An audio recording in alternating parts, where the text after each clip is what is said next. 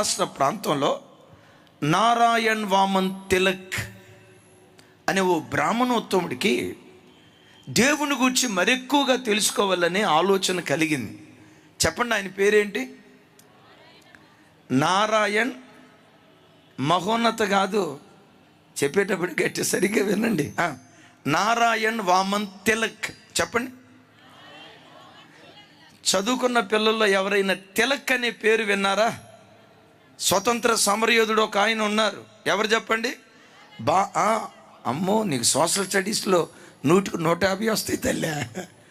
బాలగంగాధర్ తిలక్ స్వతంత్ర సమరయోధుడు.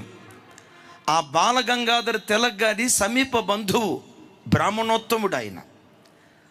ఆయనకు దేవుని గురించి మరెక్కువగా తెలుసుకోవాలని దైవాన్వేషణ.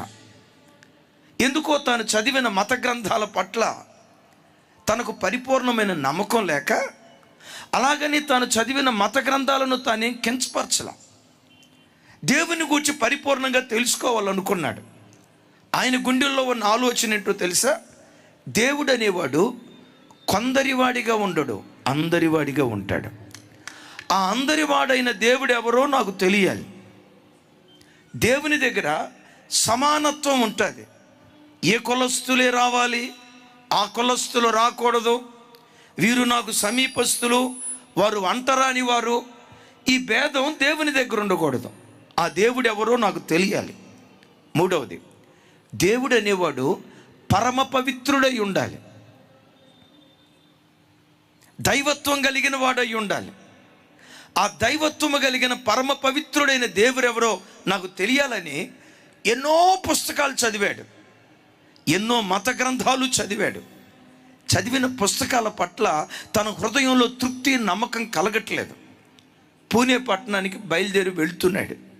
ఆ ట్రైన్లో ఒక క్రిస్టియన్ మిషనరీ ఆయనకి బైబిల్ ఇచ్చి, బాబు ఇది చదువు అన్నాడు. ఆ మిషనరీ ఎదుటే నారాయణ్ వామన్ తిలక్ ఏం చేశారో తెలుసండి? బైబిల్ని గిరాటేసి ఇసిరేసి, ఇది మా దేవునికి సంబంధించింది కాదు, ఈయన తెల్లోళ్ళ దేవుడు, ఈయన అమెరికా దేవుడు, అంటరాని వాళ్ళ దేవుడు, ఈ దేవుడు నాకొద్దు. ఆయన కళ్ళ ఎదుటే బైబిల్ ఇసిరేసాడట. ఆ మిషనరీ అన్నాడట, బాబు ఈయన అంటరాని వాడో అందరివాడో, తెల్లోళ్ళ దేవుడో అందరివాడో చదివితే కదా నీకు అర్థమయ్యేది. అసలు చదవకుండా ఎలా నువ్వు తిరస్కరిస్తావు? నువ్వు చూస్తే మంచి వ్యక్తిత్వం కలిగిన వాడివై ఉన్నావు. ఒక్కసారి అసలు ఈ బైబిల్లో ఏమి రాసి ఉందో చదివి ఆ తర్వాత మాట్లాడయ్యా అని చెప్తే, నారాయణ్ వామన్ తిలక్ ఆ మాట విని, ఈయన చెప్పేది సబబే కదా, ఈ బైబిల్లో ఏమి రాసి ఉందో చదవకుండా నేను తిరస్కరించటం, ఎవరో చెప్పిన మాటలు విని కాదంటాం ఎంతవరకు సబబని ఆ బైబిల్ తీసుకొని తన గదిలోకి పెట్టాడు. 3 నెలల పాటు దాన్ని ముట్టుకోలే. ఎందుకో తెలుసా? ఈయన అంటరాని దేవుడు, ఈయన తెల్లోళ్ళ దేవుడు, ఈయన అమెరికా దేవుడు, ఈయన మనకు చెందిన దేవుడు కాదని ప్రక్కన పెట్టాడు.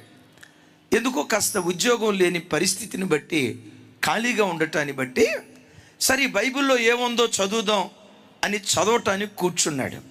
చదవటం ప్రారంభించాడు. 3-4 రోజులు అది క్రమం తప్పకుండా బైబిల్ అంతా చదివి పూర్తి చేసే లోపు, బైబిల్ చదివి పూర్తి చేసే లోపు యేసుక్రీస్తును స్వరక్షకునిగా అంగీకరించి బాప్తిస్మం తీసుకొని దేవుని బిడ్డగా మార్చబడ్డాడు. ఈ బ్రాహ్మణోత్తముడు క్రైస్తవుడిగా దేవుని బిడ్డగా మార్చబడి బాప్తిస్మం తీసుకొని అదే బైబిల్ తీసుకొని, చూడండి, అదే బైబిల్ తీసుకొని తను పుట్టిన గ్రామానికి వెళ్ళాడు. అప్పటికి ఆయనకి వివాహమైంది, భార్య, తల్లిదండ్రులు.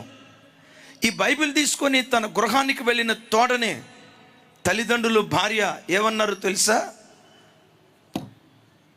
తెల్లోళ్ళ డబ్బు కమ్ముడుపోయిన కుక్కవును, క్రైస్తవ కుక్కవే, అమెరికా వెళ్ళేసే ఎంగిలి మెతుకులు కమ్ముడు పోయినోడివి. మనమేంటి, మన కులమేంటి, మనమేంటి, మన సాంప్రదాయాలేంటి, మనమేంటి, మన జాంతేంటి? మనం బ్రాహ్మణోత్తములం. ఇంత ఉన్నతమైన కులంలో పుట్టిన నీవు ఆ తక్కువ జాతి దేవుని ఎందుకు నువ్వు నమ్ముకున్నావు? తెల్లవాళ్ళ డబ్బుకు అమ్ముడు పోయిన, అమెరికా దేశపు సొమ్ముకు అమ్ముడు పోయిన అమెరికా దేశపు కుక్కవు నువ్వని నోటుకొచ్చినట్టు మాట్లాడారట. భార్య కూడా అందట, నీలాంటి దౌర్భాగ్యుడు నాకు భర్తగా ఉండటం కంటే నువ్వు బ్రతుకుండగానే నా పసుపు కుంకం నా మంగళసూత్రం తెంచేస్తానని కళ్ళ ముందే తెంచేయబోతూ ఉంటే భార్యను తల్లిదండ్రులను పిలిచి ఒక మాట అన్నాడట. ఒక మాట, ఈ బైబిల్లో రాయబడిన దేవుని గురించి ఒక్కసారి చదవండి.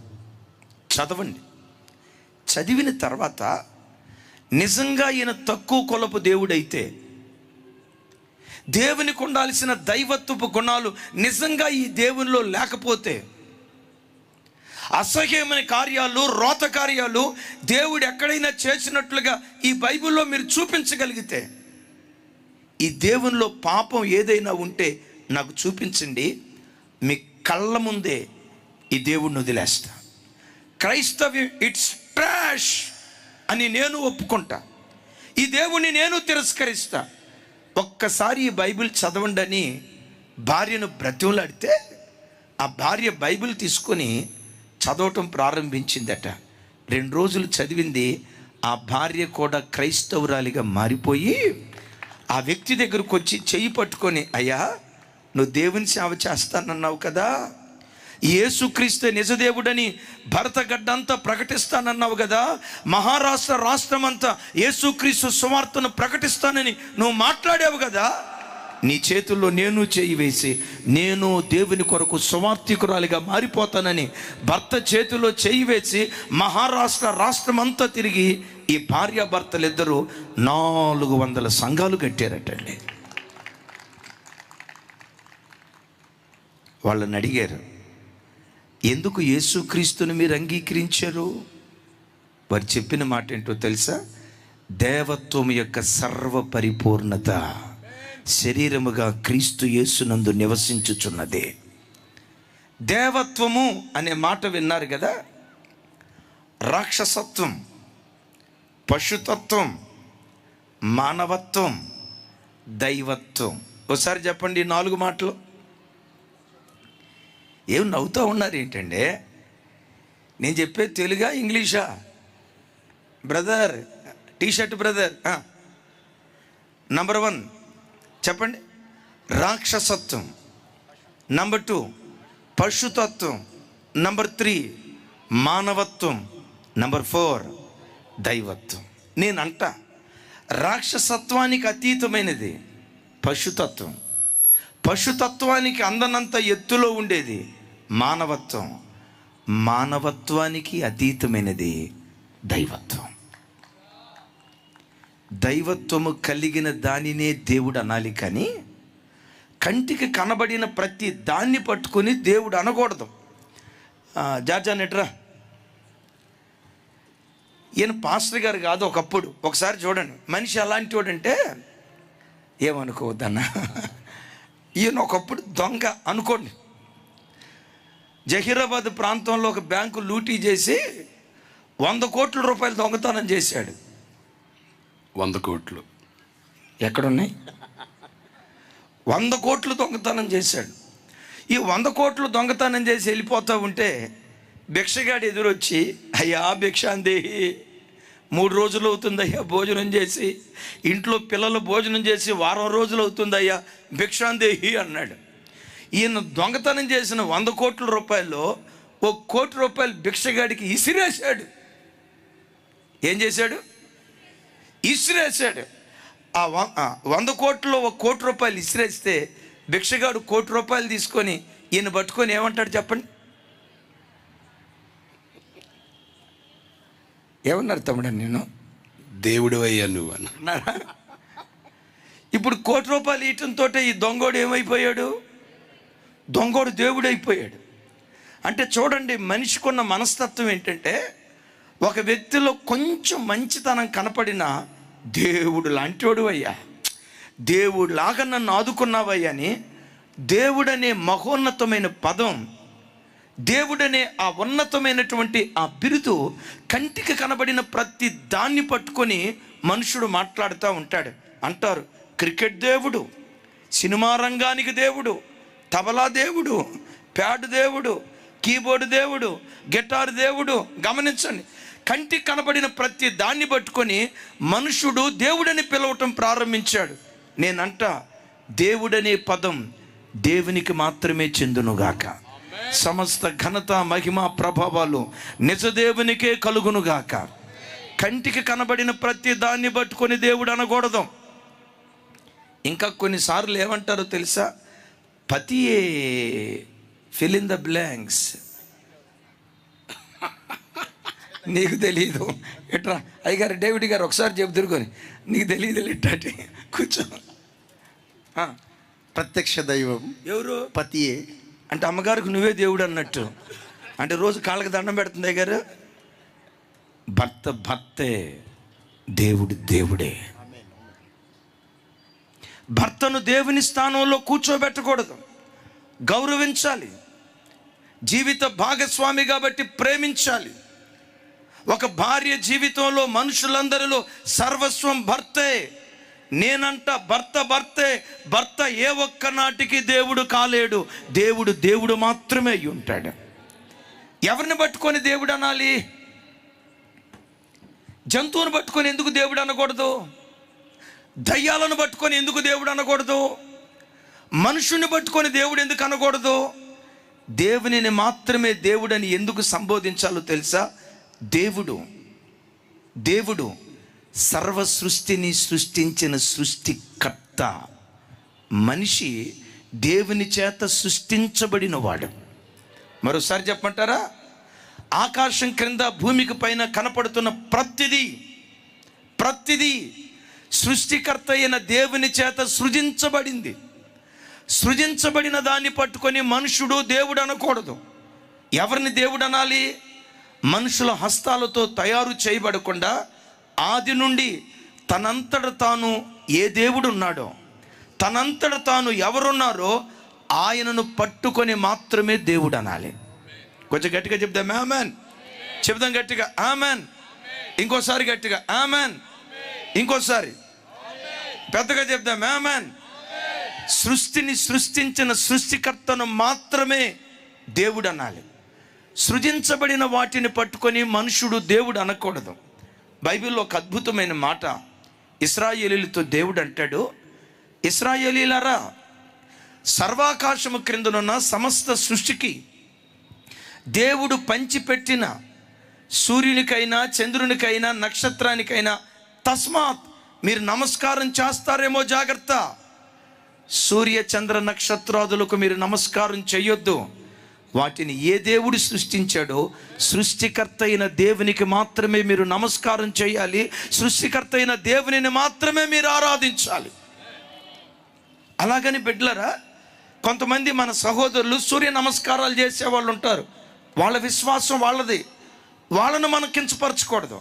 క్రైస్తవుడు ఎప్పుడూ కూడా సూర్య నమస్కారం చేయటం కానీ, చంద్ర నమస్కారం చేయటం కానీ, సడన్గా కరెంట్ వచ్చినప్పుడు కొంతమంది ఏం చేస్తారో తెలుసా? అప్పుడే కరెంట్ వచ్చింది అనుకోండి అంటారు, కళ్ళకు ముద్దు పెట్టుకుంటారు. చూడండి, లైట్ను ముద్దు పెట్టుకుంటారు, సూర్య చంద్ర నక్షత్రాదులను ముద్దు పెట్టుకుంటారు. ఎందుకు క్రైస్తవులు వాటిని పూజించరు, వాటిని ఆరాధించరు, వాటికి నమస్కారం చేయరో తెలుసా? అంటాడు ద్వితీయోపదేశ కాండములో, సర్వాకాశము క్రిందనున్న సమస్త ప్రజలకు పగలు వెలుగునివ్వటానికి సూర్యుణ్ణి, రాత్రి వెన్నెలనివ్వటానికి చంద్రుణ్ణి, ఋతువులను కాలాలను తెలియచేయటానికి నక్షత్రాలను, సర్వాకాశము క్రిందనున్న సమస్త ప్రజలకు దేవుడు వారిని పంచిపెట్టాడట. అయ్యలారా, సూర్యుడు ఎవరో తెలుసా? పగలు వెలుగివ్వటానికి సృష్టికర్త చేత నీకు నాకు వాళ్ళు పంచిపెట్టబడిన వారు. కొంచెం జ్ఞానం ఉన్న వ్యక్తి అయినా పంచిపెట్టబడిన వాటిని అనుభవిస్తాడు, పంచిపెట్టిన వానిని ఆరాధిస్తాడు. ఒకసారి నాతో కలిసి మాట చెప్పండి. పంచిపెట్టబడిన వాటిని, స్వరమెత్తాలి, పంచిపెట్టబడిన వాటిని అనుభవిస్తాం, పంచిపెట్టిన వాణిని ఆరాధిస్తాం. ఎవరిని ఆరాధించాలి? పంచిపెట్టబడిన వాటిని కాదు. పంచిపెట్టబడిన వాటిని కాదు.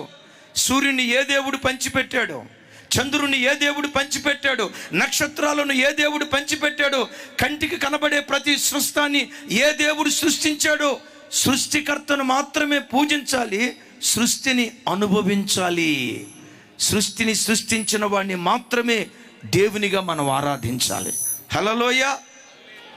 ఎట్లా చెప్పినా మీకు అర్థం కాకపోవచ్చు, మీ భాషలో చెప్తా. ఈ ప్రార్థనకు వచ్చిన మీ అందరికీ అనుకోండి, ఈ ప్రార్థనకు వచ్చిన మీ అందరికీ నేను తలో ₹1,00,00,000 ఇచ్చాను అనుకోండి. ఎంత చెప్పాలి? ₹1,00,00,000 ఇచ్చాను అనుకోండి. నేను ఎవరికి ఇట్లా తలో ₹1,00,00,000 ఇచ్చాను అనుకోండి. ₹1,00,00,000 ఇస్తే ఏం చేస్తారు చెప్పండి? మీరు ఎట్ట చూస్తున్నారంటే, ముందు ఇవ్వండి అయ్యగారు, ఆ తర్వాత ఏం చెప్తావో తర్వాత చెప్తావులే.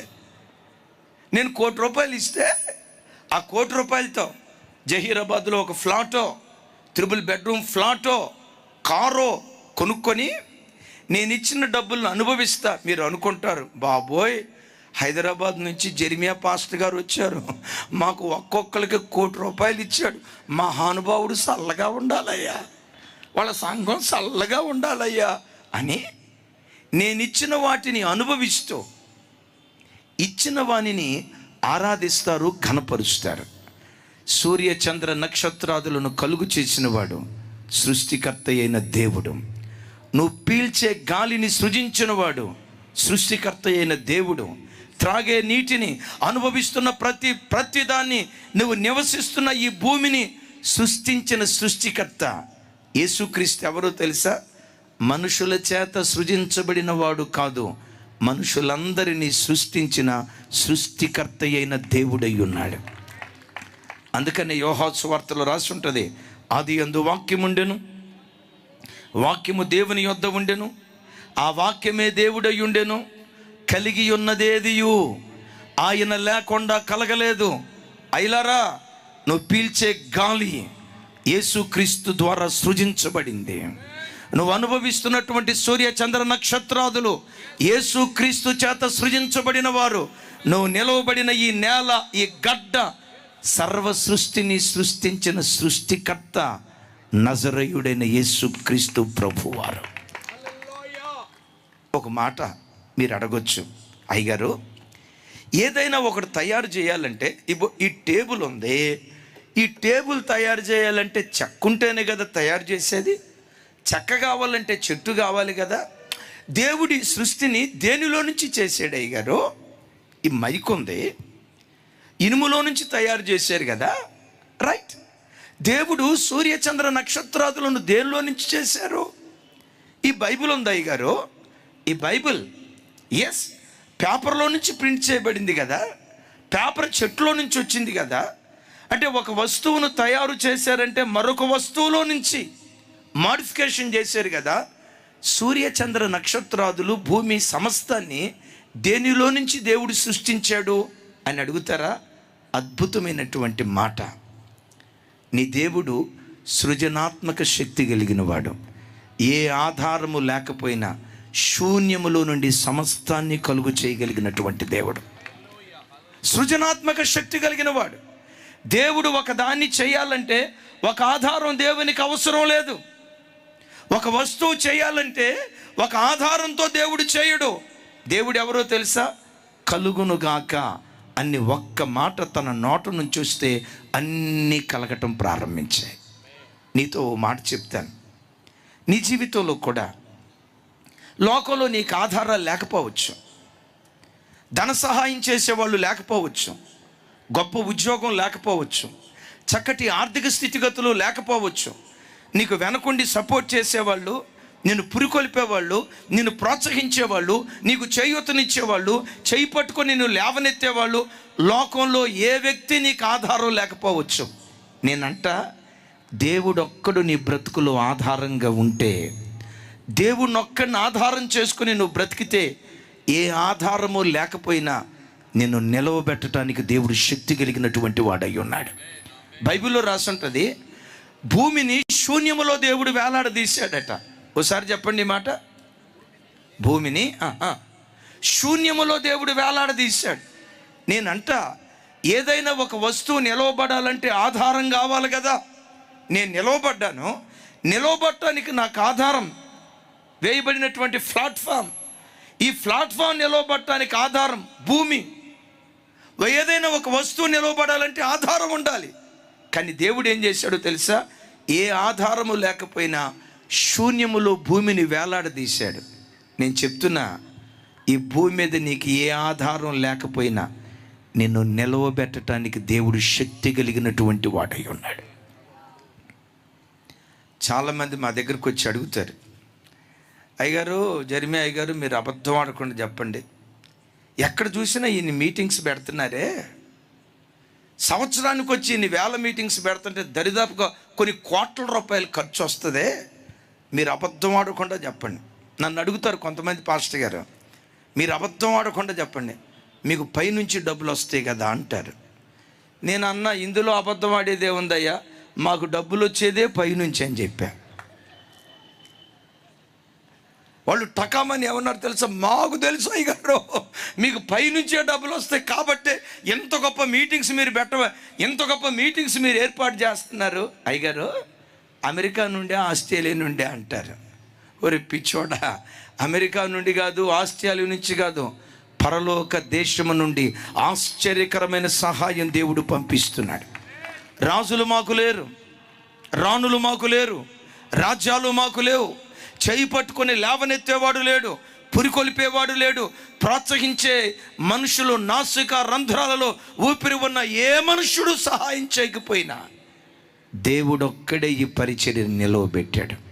నేనంట, డైవిజన్లో డేవిడ్ గారు ఈరోజు ఈ ఏర్పాటు చేసిన మీటింగ్స్ చూస్తూ ఉంటే నాకు ఆశ్చర్యం అనిపిస్తుంది. ఆయన చేతుల్లో డబ్బులు పెట్టుకొని ఈ మీటింగ్ ప్రారంభించాల. ఆశ్చర్యకరంగా దేవుడు సహాయం చేస్తాడు అనే ఆ ఒక్క నమ్మకంతోనే ఎంత అద్భుతం. దేవుడు ఎవరో తెలుసా? ఆధారం లేకపోయినా సృజించగలిగినటువంటి వాడు. ఆధారం లేకపోయినా సృజించగలిగినటువంటి వాడు.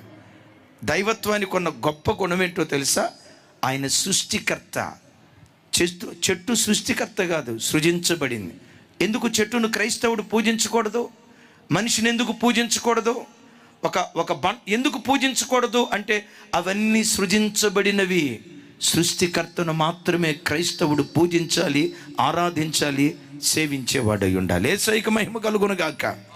రెండవది, దేవుడు అనేవాడు సార్వభౌముడు, సర్వవ్యాప్తి, సర్వజ్ఞుడు. ఒకేసారి అన్ని ప్రాంతాల్లో ఉండగలుగుతాడు. ఒకేసారి సమస్తము వ్యాపించగలుగుతాడు. సర్వవ్యాప్తి, సర్వజ్ఞుడు, సర్వశక్తి కలిగిన వాడు, సార్వభౌమాధికారం కలిగినటువంటి వాడు దేవుడు. గమనించండి, ఒక్కడే ప్రపంచమంతటిని ఏలుతూ ఉంటాడు. ఇప్పుడు నేనున్నాను, జహీరాబాదులో ఉన్నాను. జహీరాబాదులో ఉన్న నేను ఒకేసారి, ఇప్పుడు జహీరాబాదులో ఉన్నాను, జహీరాబాదులో ఉన్న నేను ఒకేసారి హైదరాబాదులో కూడా ఉండగలుగుతానా? ఒకేసారి విజయవాడలో కూడా ఉండగలుగుతానా? మనుషుడు ఒకే స్థలంలో ఉండగలుగుతాడు. ఆ సమయంలో, ఆ గడియలో ఒకే చోట, ఒకే స్థలంలో ఉండగలుగుతాడు. దేవుడు అనేవారు ఉన్నారు చూసారా? ఒకేసారి ప్రపంచమంతా ఆవరించగలుగుతాడు. ఈ దేవుడు ఎంత గొప్ప దేవుడో చెప్పంటారా? ఆకాశం ఆయన సింహాసనం, భూమి ఈ దేవుని పాదపీఠం. సర్వభూమంతా వ్యాపించిన మహోన్నతుడైన దేవుడు ఈ రాత్రి నేను ప్రకటించే యేసుక్రీస్తు ప్రభువారు. ఆ దేవునికి చప్పట్లు కొడుతూ స్తోత్రాలు చెప్దాం. కొంచెం గట్టిగా హల్లెలూయా. సర్వము వ్యాపించి ఉన్నవాడు. ఒక్క మాటలో చెప్పాలంటే దేవుడు అనేవారు ఇందుగలడు అందు లేడను సందేహంబు వలదు ఎందెందు వెతికినా అందందు గలడు అనే ఒక మాట ఉంది చూసారా? నువ్వు అమెరికాకి వెళ్ళినా ఈ దేవుడు కనపడతాడు, భారతదేశానికి వచ్చినా ఈ దేవుడు కనపడతాడు, శ్రీలంకకు వెళ్ళినా ఈ దేవుని ప్రత్యక్షత నువ్వు అనుభవించగలుగుతావు, ఆస్ట్రేలియా దేశానికి వెళ్ళినా, న్యూజిలాండ్ వెళ్ళినా, ఇంగ్లాండ్ వెళ్ళినా, ప్రపంచంలో ప్రతి చోట ఈ దేవుడు ఉండే దేవుడై ఉన్నాడు. దావీదు ఒకసారి అంటాడు, ఆకాశమునకెక్కిన అక్కడ నువ్వు ఉన్నావయ్యా, వేకువ రెక్కలు కట్టుకొని సముద్ర దిగంతాలకు వెళ్ళినా అక్కడికి వచ్చి డేవిడో బాగున్నావా అని అడుగుతున్నాడంట. పాతాళానికి వెళ్ళినా అక్కడికి వచ్చి నువ్వు నన్ను పలకరిస్తున్నావయ్యా, నీవు సర్వము వ్యాపించి ఉన్న ఏకైక దేవుడవు అని అంటాడు. యేసయ్యకు మహిమ కలుగును గాక. అందుకని బిడ్డలారా, కీర్తనలో ఒక స్థలంలో రాసి ఉంటుంది, యెహోవా భూమి యందంతటా నీ నామము ఎంత ప్రభావము గలది. ఒకసారి చెప్పండి మాట, యెహోవా యెహోవా భూమి యందంతటా, వెనుకున్న వాళ్ళు కూడా భూమి యందంతటా నీ నామము ఎక్కడ ప్రభావం కలిగింది ఆయన నామము? ఇప్పుడు భారతదేశానికి చెందిన బిఎస్ఎన్ఎల్ సెల్ ఫోన్ ఉందండి. బిఎస్ఎన్ఎల్ సిగ్నల్ ఎక్కడ వరకు పనిచేస్తుంది? భారతదేశం వరకే. ఈ భారతదేశపు బిఎస్ఎన్ఎల్ సిమ్ శ్రీలంకలో పనిచేయదు, శ్రీలంక సిమ్ భారతదేశంలో పనిచేయదు, భారతదేశపు సిమ్ అమెరికాలో పనిచేయదు, అమెరికా సిమ్ భారతదేశంలో పనిచేయదు. కానీ యేసుక్రీస్తు అనే నామం ప్రపంచంలో ఎక్కడికి వెళ్ళినా ప్రతి చోట ప్రభావము కలిగిన ఏకైక నామం యేసుక్రీస్తు ప్రభువారి నామం. ఆ గొప్ప నామాన్ని బట్టి చప్పలు కొడుతూ స్తోత్రాలు చెప్దాం. ఓ రోజు ఓ తల్లి భర్త చేత మోసపరచబడి నిండు గర్భిణిగా ఉన్న ఆ స్త్రీ అరణ్యం గుండా వెళ్తుంది, ఏడుస్తుంది. నాకు దిక్కెవరు, నా బ్రతికేంటని ఏడుస్తుంది. ఆకాశం నుంచి ఒక స్వరం వినబడుతుంది, షారాయి దాసివైన హాగరు, ఎక్కడి నుంచి వచ్చావు, ఎక్కడికి వెళ్తున్నావు? ఆవిడ పేరు పెట్టి పిలుస్తున్నాడు, ఎక్కడి నుంచి వచ్చిందో చెప్తున్నాడు, ఎవరి దగ్గర పనిచేసిందో చెప్తున్నాడు. ఇవన్నీ విన్న తర్వాత ఆ దేవునికి ఏమని పేరు పెట్టిందో తెలుసా? అయ్యా, నీవు చూచుచూ ఉన్నటువంటి దేవుడవయ్యా, కన్నులుండి చూచేవాడు, చెవులుండి వినేవాడు, నోరుండి మాట్లాడేవాడు. అబ్రహాం ఇంట్లోనే ఉన్నావు అనుకున్నానయ్యా. అబ్రహాం ఇంటిలో మాత్రమే కాదు, నువ్వు సర్వము వ్యాపించి ఉన్న దేవుడవయ్యా అని ఆ తల్లి దేవునికి చూచుచున్న దేవుడు అని పేరు పెట్టింది. చప్పలు కొడుతూ దేవునికి స్తోత్రాలు చెప్దాం. ఒకసారి నా వైపు చూడండి. చూచుచున్న దేవుడు అని దేవునికి పేరు పెట్టింది ఎవరు బైబిల్లో మొట్టమొదట? ఎస్, కుటుంబంలో నష్టపోయి చితికిపోయి చావాలో బ్రతకాలో ఆ ఇంట్లో నుంచి పారిపోతున్న హాగరును పేరు పెట్టి పిలిచాడు. చెట్టు చాటును దాక్కున్నాడు మా ఓడు, మా బ్రదర్ ఒక ఆయన. నన్ను చూడకూడదు, నన్ను చూస్తే నా బతుకంతా చెప్తాడు అన్నట్లుగా చెట్టు చాటును దాక్కున్నాడు. ప్రభువారు అలా వెళ్తూ వెళ్తూ విచిత్రం చూడండి, ఆడికి వచ్చి ఆగి చెట్టు వైపు చూసి అంటాడు, జక్కయ్య నువ్వు త్వరగా దిగిరా. విచిత్రం చూడండి, పేరు పెట్టి పిలుస్తూ ఉంటే ఈ దేవుడు ఎవరో తెలుసా? సర్వజ్ఞుడు, సమస్తము ఎరిగినవాడు. ఈ రాత్రి జహీరాబాద్ మైదానంలో కూర్చొని వాక్యం వింటున్న బిడ్డ, నీ పేరు దేవునికి తెలుసు, నీ ఇంటి పేరు నీ దేవునికి తెలుసు, నీ గుండెకు కలిగిన గాయం కూడా నేను ప్రకటించే నా దేవునికి తెలుసు.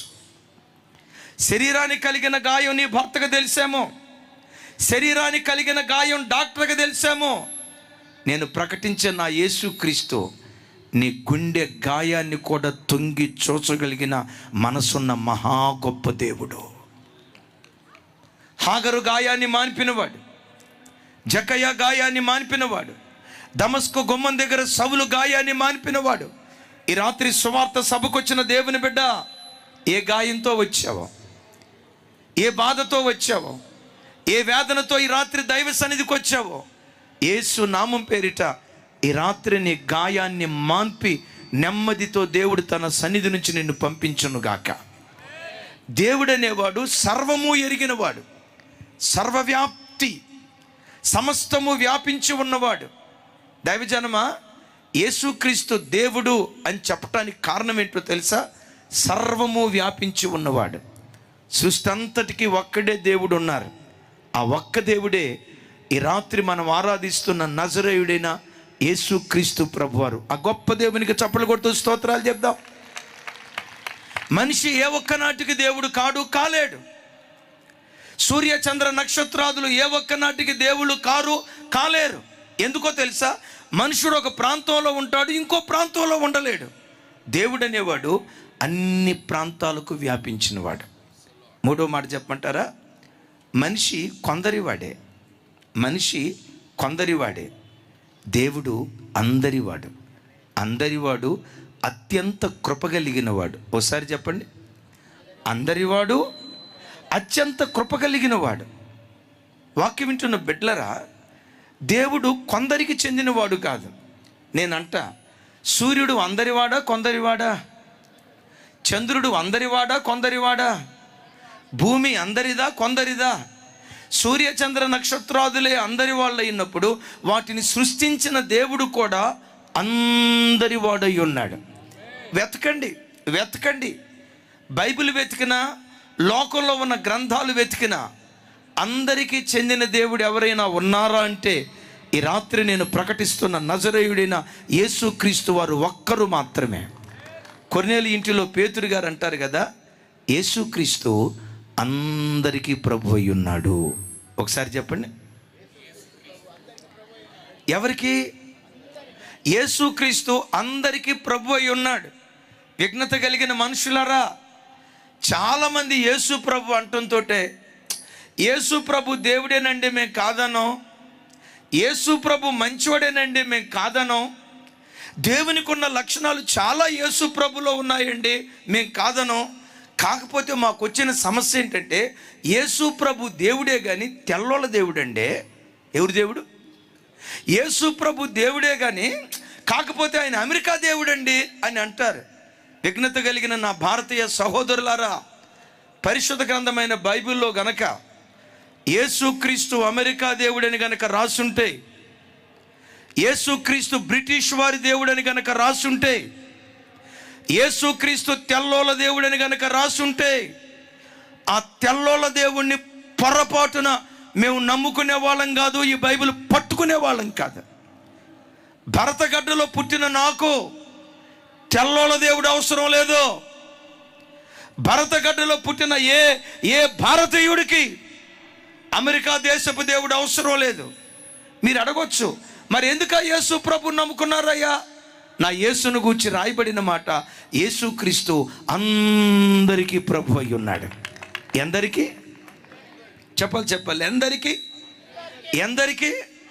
నాసిక రంధ్రాలలో ఊపిరి ఉన్న ప్రతి మనుష్యునికి ఒక్కడే దేవుడు, అందరి దేవుడు అని పిలువబడే ఒకే ఒక్క దేవుడు నేను ప్రకటించే యేసుక్రీస్తు వారు.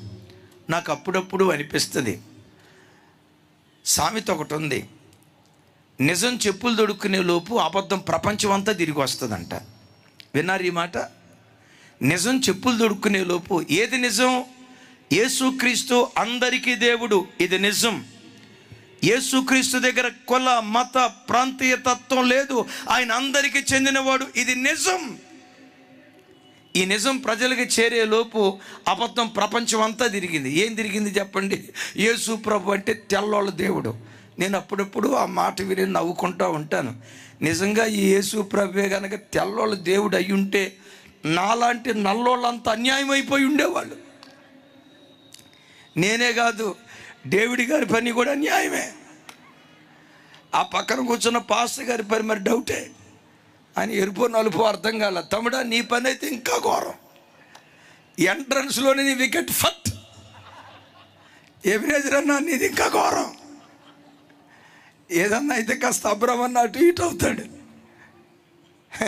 యేసు ప్రభు నిజంగా ఆయన తెల్లోళ్ళ దేవుడు అయి ఉంటే, జయరాజు గారు మీ పని ఘోరమే, కామారెడ్డి చుట్టూతో తిరిగేవాళ్ళు ఈ పాటికి.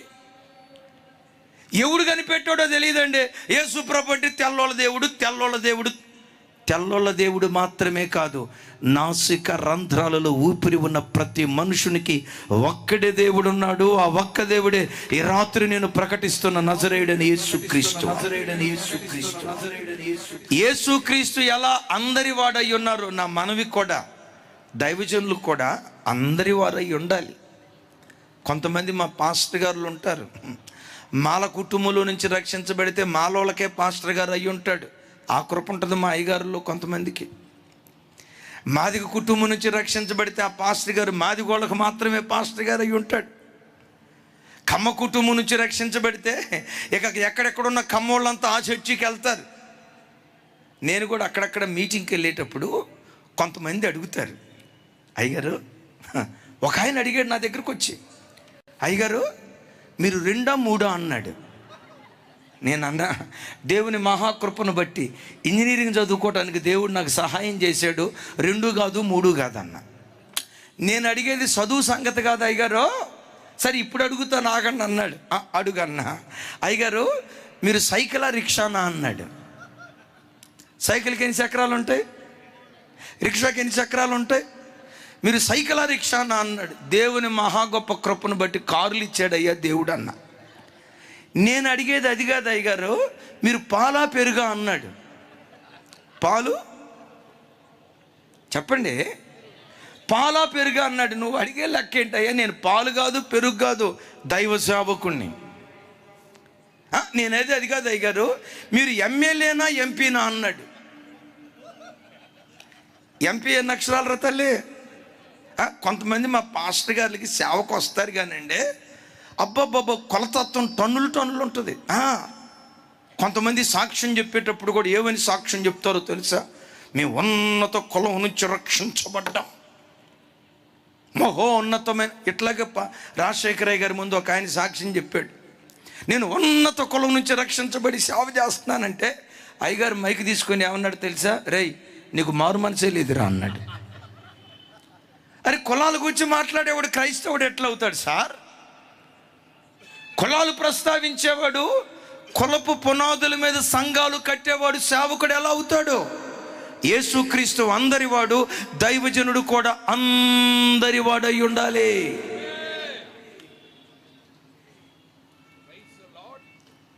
ఆయన అంటాడు, అయ్యగారు మీరు డొంక తిరుగుగా సమాధానం చెప్తున్నారు, మీరు 2 3 అన్నాడు. మళ్ళా ఒరే దొంగ తిరుగుడు మాటలు మాట్లాడుతుంది నువ్వురా నాయన, అసలు నీకేం కావాలో నాకు డైరెక్ట్గా చెప్పు అన్న.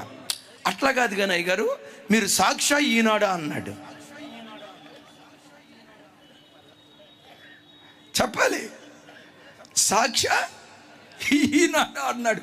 ఒరే సాక్షి పేపర్ నా దగ్గర లేదు, ఈనాడు పేపర్ నా దగ్గర లేదు, నా దగ్గర ఉన్న ఒకే ఒక పేపర్, ఒకే ఒక పుస్తకం, గ్రంథాలన్నిటికీ రాజ గ్రంథం, పరిశుద్ధ గ్రంథమైన బైబిల్, ఇది నా దగ్గర ఉందన్న. ఇది నా దగ్గర. మీరు అట్లా మాట్లాడొద్దు అయ్యగారు, దొంగ తిరిగి మీరు సమాధానం చెప్తున్నారు అన్నాడు. నేనన్నా, ఒరే నీ బతికే దొంగ తిరుగుడు బతుకులాగా ఉందట్టుంది, అసలు నీకేం కావాలి చెప్పు అన్నాడు. అయ్యగారు ఇక 2 3 కాదు, సైకిలు రిక్షా కాదు, ఈనాడు సాక్షి కాదు, పాలు కాదు పెరుగు కాదు, ఎమ్మెల్యే కాదు ఎంపీ కాదు, డైరెక్ట్గా అడుగుతున్నాను అయ్యగారు మీదే కులం అయ్యగారు అన్నాడు. ఏమడిగాడు అంటే వీడికి ఏ పిచ్చుంది చెప్పాలి, ఏ పిచ్చుంది? నేను అన్నా, ఒరే పిచ్చోడ, డైరెక్ట్గా అడిగితే నా కులం చెప్పేవాడిని కదా, దీనికి డొంక తిరుగుడు ఎందుకు? నా కులం కావాలి కదా నీకు, అంతే కదా, చెప్తా నాకు. అయ్యగారు మీరు అంత తొందరగా తేలిక చెప్తారు అనుకోలేదు అయ్యగారు, అందుకని డొంక తిరుగుడు వచ్చాను అన్నాడు. ఇప్పుడు రాజమార్గానికి రా, నా కులం చెప్తా రాసుకో, నువ్వు ఎక్కడికి వెళ్ళినా మైకులో చెప్పు, జెర్మియా పాస్టర్ గారి కులం పలానా అని మైకులో చెప్పు అన్నా. ఇక పెన్ను పేపర్ తీసుకున్నట్టుగా తీసుకున్నాడండి, రాసుకోబోతున్నాడు. ఏం కులం అయ్యగారు మీది అన్నాడు. సేవకులం, యాజకులం, యాజకత్వమే మా కులం, సేవే మా కులం అంటాడు. క్యాస్ట్ సర్టిఫికెట్లో ఈ కులం ఎక్కడా లేదు కదా అయ్యగారు.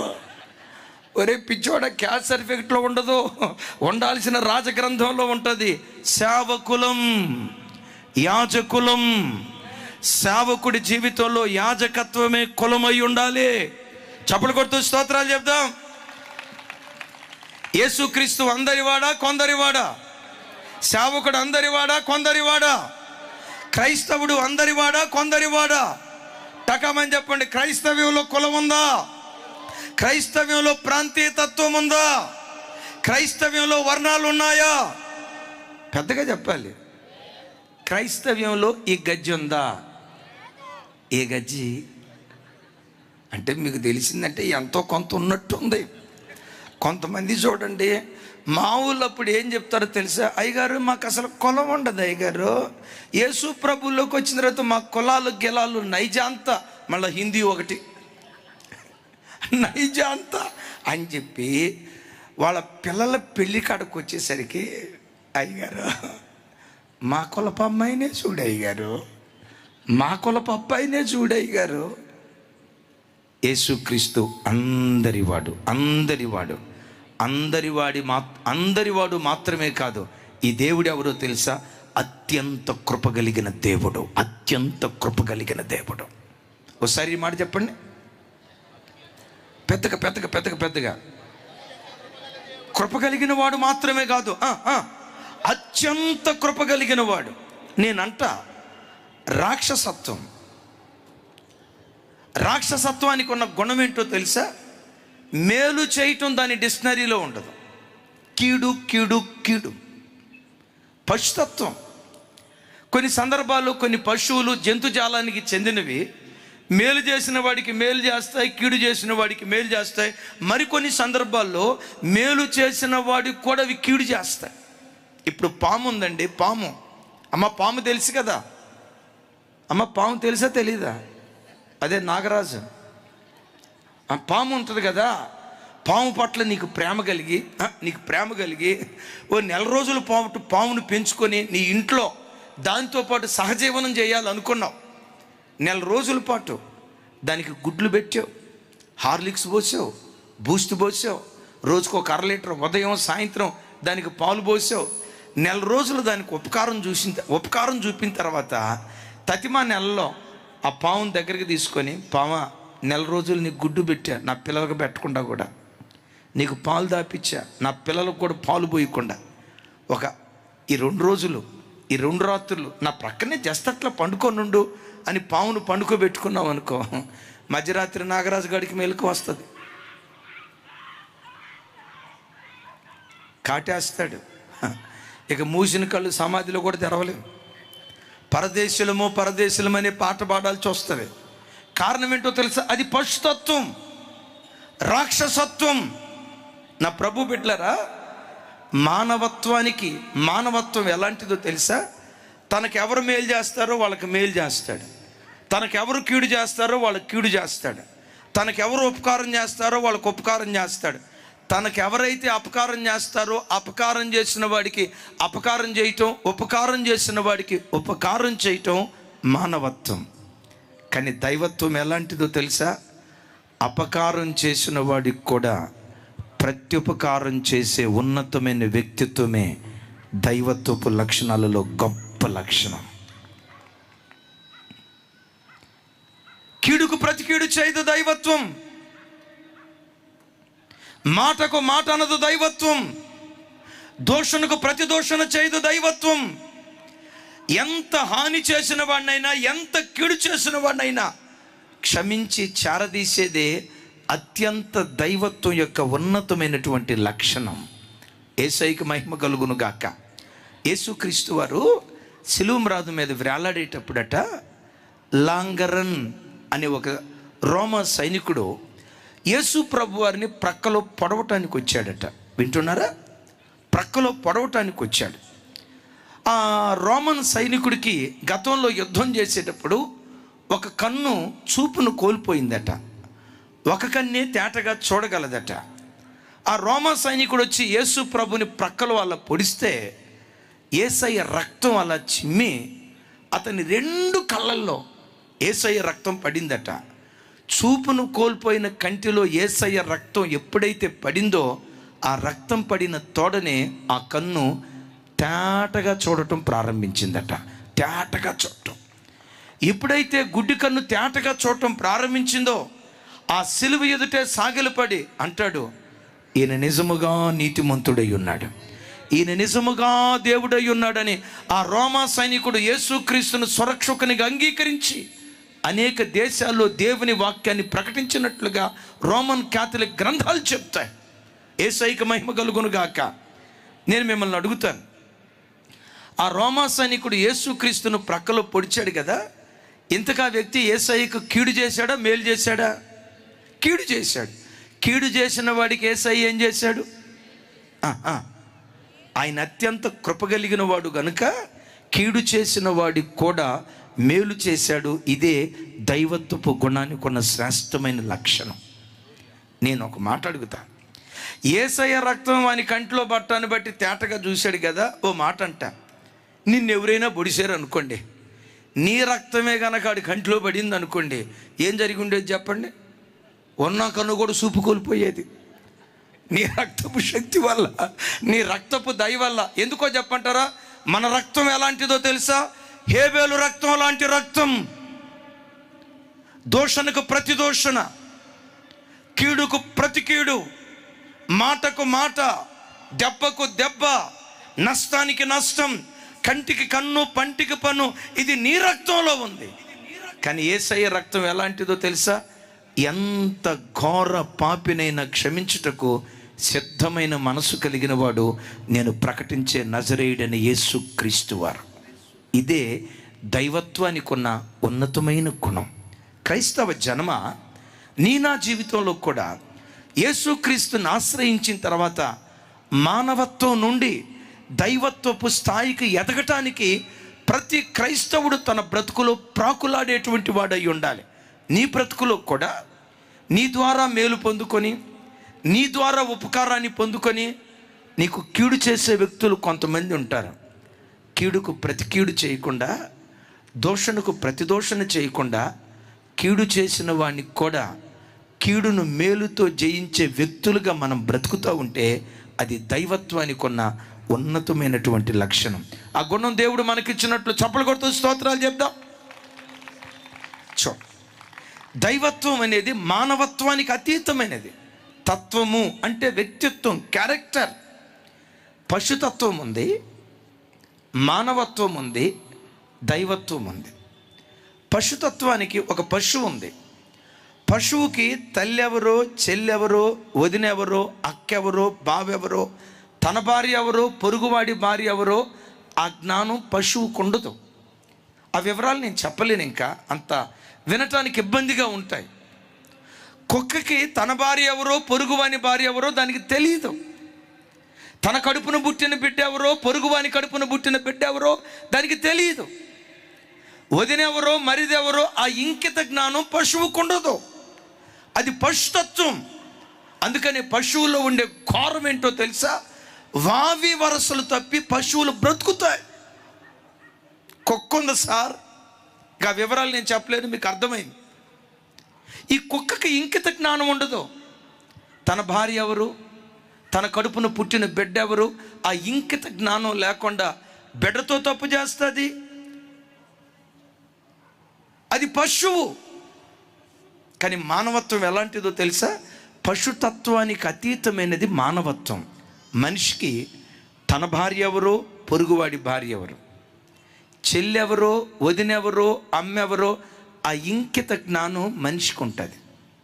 ఆ శరీరపు కోరికను తీర్చుకోవాల్సి వచ్చినప్పుడు తన భార్యతో తీర్చుకుంటాడు పురుషుడు. ఆ స్త్రీ తన ఒక లైంగికమైనటువంటి జ్ఞానం మనుషునికి ఉంటుంది. కానీ దేవుడు అనేవారు ఉన్నారు చూసారా?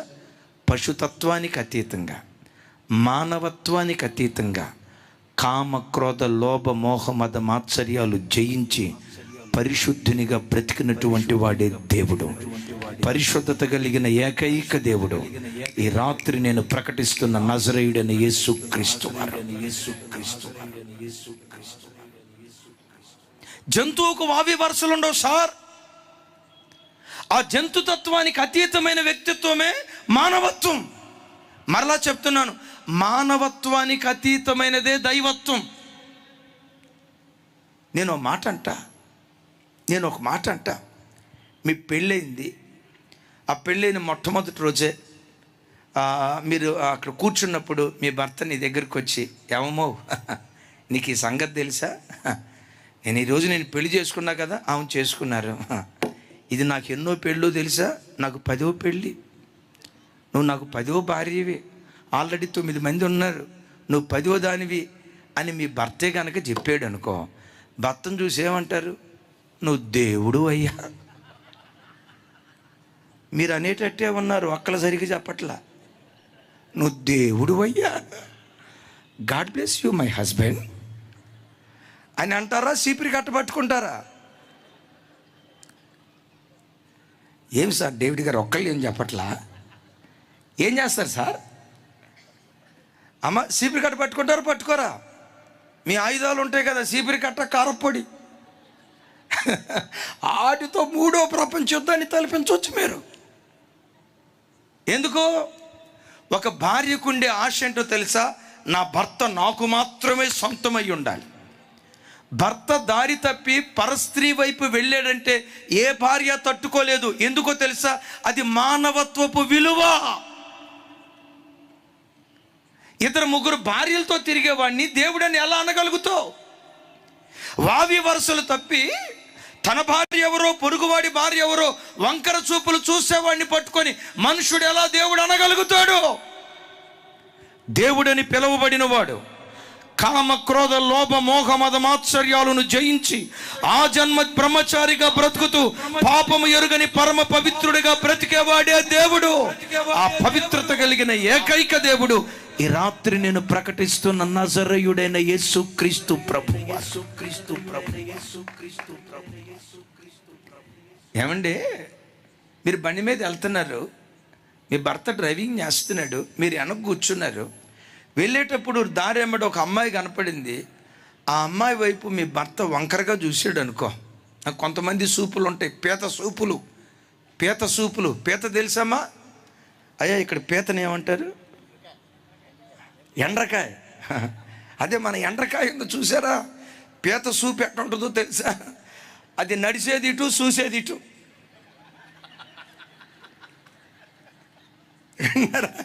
నడక ఇట్టుంటుంది, కాళ్ళు ఇటు వెళ్తాయి, చూసేది మాత్రం ఇట్ట. మా బెదర్స్లో కొంతమంది ఇది పీత నడక. బండి మీద వెళ్తూ ఉంటాడా, ఈ బస్ స్టాప్ దగ్గర ఏ అమ్మాయి కూర్చుంది, ఆ సినిమా హాల్ దగ్గర ఏ అమ్మాయి కూర్చుంది,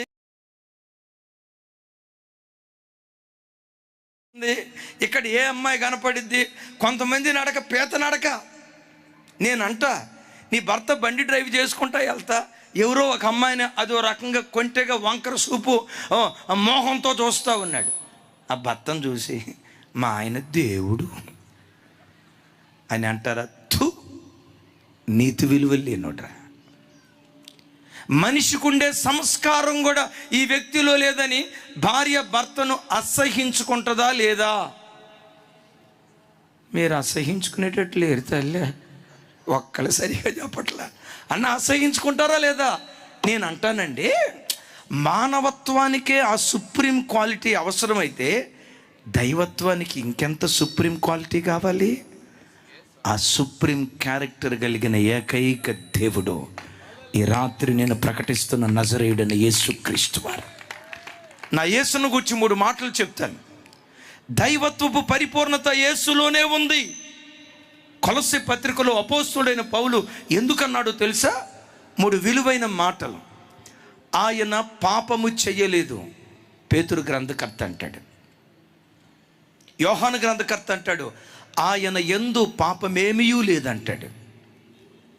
అపోస్తలుడైన పౌలు గారు అంటాడు ఆయన పాపం చేయకపోవటం మాత్రమే కాదయ్యా, ఆయన యందు పాపం లేకపోవటం మాత్రమే కాదయ్యా, అసలు ఆయన పాపము ఎరుగని పరమ పవిత్రుడు అంటాడు. ఒకసారి నాతో కలిసి చెప్పండి, ఆయన పాపము చేయలేదు. కొంచెం పెద్దగా ఆయన పాపము చేయలేదు. వెతకండి. ఈ సృష్టిలో పాపము చేయని దేవుడు ఎవరైనా ఉన్నారా? పాపం చేయకుండా పవిత్రంగా బ్రతికిన వాళ్ళు ఎవరైనా ఉన్నారా? ఒకరోజు ఒక ఆమె వచ్చి నాతో గొడవ పడుతుంది. ఎందుకమ్మా నాతో గొడవ పడుతున్నావన్నా?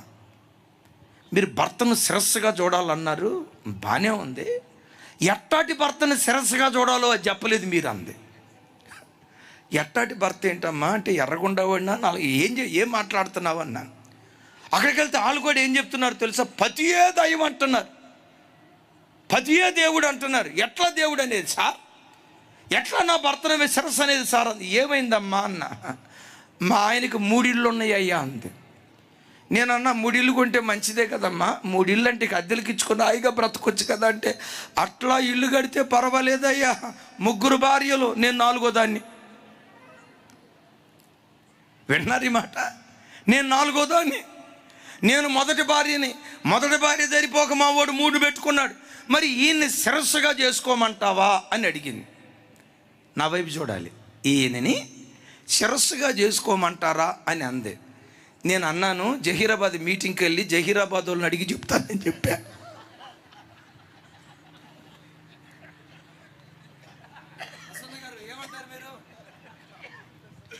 దేవుళ్ళకు మహాదేవుడా,